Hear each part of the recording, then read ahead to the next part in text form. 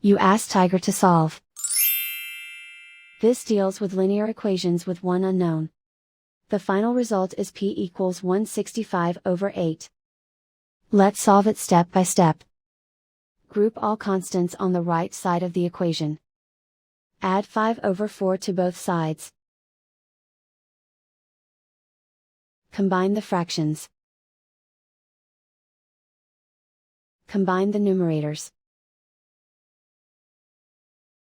Reduce the zero numerator. Simplify the arithmetic. Find the lowest common denominator.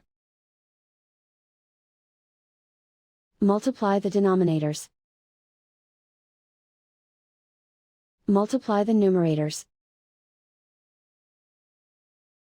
Combine the fractions. Combine the numerators.